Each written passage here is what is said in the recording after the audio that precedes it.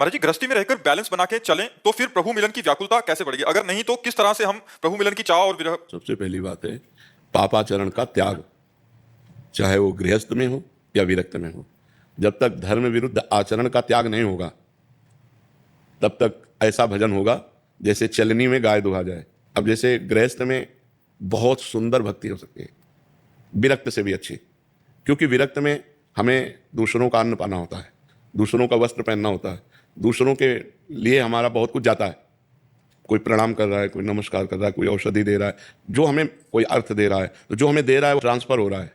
हमारा भजन, हमारी तपस्या, हमारे पुण्य सुकृत वो उसको जा रहे हैं, तब वो हमारे वो मतलब ये सरकारी डिपार्टमेंट है, कहना नहीं पड़ेगा। आपने 5 रुपये की सामग्री ली, उसके अनुसार आपका भजन करके उसके पास जाएगा। इसलिए मतलब अब गृहस्थ में वो अपनी मेहनत की कमाई। सबसे पहली बात, अधर्म का पैसा घर में नहीं आना चाहिए।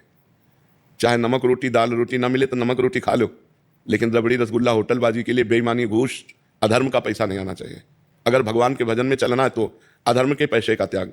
दूसरी बात, अपनी पत्नी के प्रति जैसे हम काम भाव करें तो वो पाप नहीं है, लेकिन दूसरे की पत्नी के प्रति काम भाव करें तो वो महापाप हो जाएगा। धन और काम भोग, ये दो बातें सबकी बुद्धि को भ्रष्ट कर देती है प्रायः। और तो छोटे छोटे बड़े अटैक हैं, लेकिन बड़ा अटैक ये है काम का और धन का। बस ये जीव की बुद्धि को भ्रष्ट कर देता है।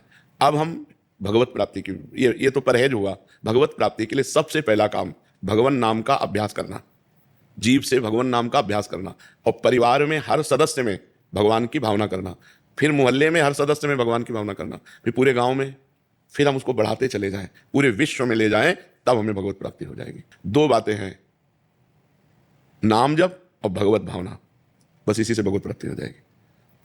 जो परहेज है वो बिगड़ गया तो रोग ठीक नहीं होगा, नहीं भाव रोग पक्का ठीक हो जाएगा।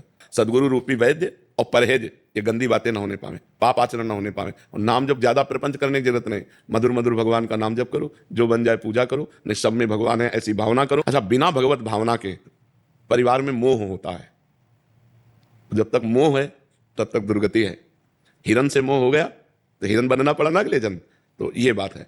अब हम आपसे प्यार करें, क्योंकि समाज में रह रहे हैं, बिना प्यार के रह नहीं सकते। पत्नी पुत्र माता पिता भाई बहन रिश्ते नाते और भी सब, ये हमें करना पड़ेगा गृहस्थी में। तो हम मोह ना करें, प्यार करें।